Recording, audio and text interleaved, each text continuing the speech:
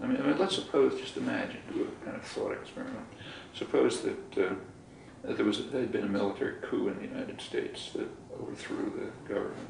And it turns out it was supported by Iran. But Iran had to back off because there was too much opposition in the Middle East overthrowing democratic governments by force. So Iran had to back off. And the government was reestablished. Suppose right after that, Iran began massive funding of anti-Bush organizations in the United States. Would we consider that appropriate? Would we tolerate it? I'd probably nuke them. But when the U.S. does it to another country, yeah, that's fine. Because we're unique. We're allowed to beat people up all over the world. That's our privilege. And the job of the intellectuals and the media is to make it look good. So yeah, that's what happens. So now every effort is being made to undermine the government. The most recent one, just a couple of weeks ago, was to organize. We can't prove that the U.S. organized it, but it's very likely that it's at least coordinated with Washington.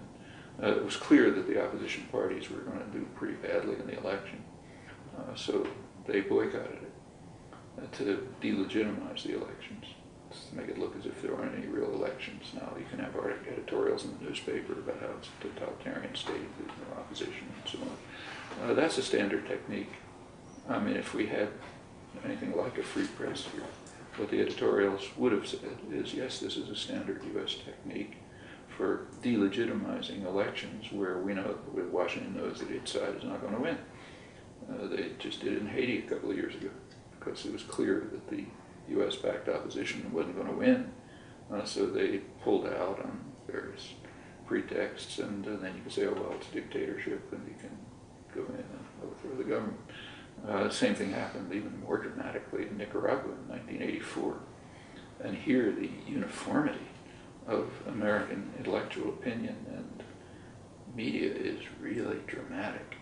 In 1984, we're not allowed to believe this, but the truth is that in 1984 there was an election in Nicaragua. It was the most heavily supervised election probably in history.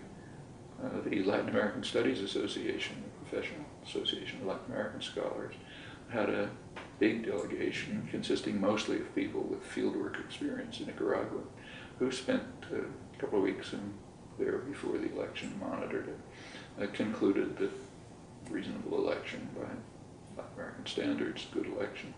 It was monitored by the British Parliamentary Human Rights Group, the Irish counterpart. There was a very hostile official Dutch government delegation, hated the Sandinistas, but they came to the same conclusion reluctantly. It was a fair election. In fact, very extensively monitored, but the party line here is it didn't take place.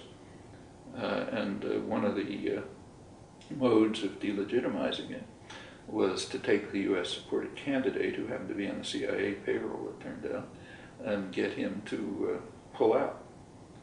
Okay, that shows you, look, these communists can't run a democratic election. The opposition had to pull out, yeah, because we wanted to delegitimize the election. In fact, in order to reduce the very slight possibility that the media might have reported it accurately, the Reagan administration floated a MiG scare, which you may recall. They said, well, they're landing crates of Russian fighter planes, so all the attention went on the MiGs and so on. And that was interesting. It turned out to be fraud, of course, but it did divert attention from the extremely remote possibility that there could have been honest coverage of the election. But the coverage of even that was interesting. Suppose it were true. Suppose Nicaragua was trying to get MiGs. Why would they be doing it? Are they going to bomb the United States? We know why. They wanted to get French planes. The U.S. put pressure on France and England, you don't have to bother with, not to send them arms, because they wanted them to get Russian arms. If they got Russian arms, then you could start hysteria about how the Russians are a threat, the Nicaraguans are a threat to our security, which, is such a bad joke, you don't know what to say about it. There was actually a state of national emergency called in the United States by Reagan because of the threat to the security of the United States posed by the government of Nicaragua. You may remember Reagan, the grave cowboy, saying how Nicaraguan troops are only 2 days from Harlingen, Texas, but I'm going to be like Winston Churchill. I'm not going to give up. I'm going to defend ourselves from these monsters and so on. The interesting thing is people didn't laugh. I mean, why would Nicaragua want planes altogether? Because the U.S. was controlling their airspace.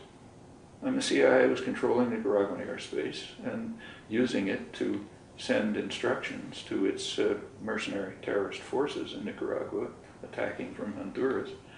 So they were strange guerrillas. They had computers and helicopters and so on. But they were being, the surveillance from aerial surveillance was able to direct them away from Nicaraguan army troops so that they could attack undefended targets.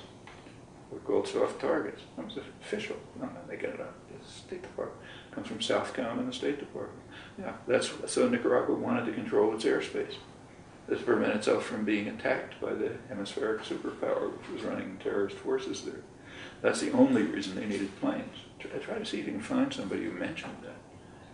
In fact, the liberals, Christopher Dodd, Paul Tsongas, and others in the Senate, were saying, well, we think probably this is a fake crisis, probably Reagan administration's making up. But if it's true, we're going to have to bomb it because we can't allow them to have planes to defend their own airspace from our attack. That's the liberals. Okay, that's the party line. But yes, they did delegitimize the elections, according to, you read, American. If you read really scholarship, they'll say, yes, of course there was elections, but apart from a fringe of scholars, you're not supposed to say there were elections. The first elections had to be 1990, when the population basically voted with a gun to their heads. Bush told them, unless you vote for our candidate, we're going to continue the terrorist attacks and the embargo, which are strangling the country. So the U.S. candidate won, so that was a fair election. Then you get headlines in the New York Times about literally Americans united in joy, kind of like North Korea. Americans united in joy over victory for U.S. fair play. And the victory for U.S. fair play is first you destroy the country, both by terrorist attack and economic strangulation. And then when the population has a gun to their head, they vote your way. Victory for U.S. fair play. So the first election was 1990, but 1984 was delegitimized the same way the last one in Venezuela is. And you're getting the same things now. Yeah, look, dictatorship, opposition, and so on. And this is entirely independent of what anyone thinks of Chavez. You can think what you like about it. But these are the things we ought to be concerned about. What do we think about ourselves? Not what do we think about Chavez. What do we think about ourselves and what we're doing?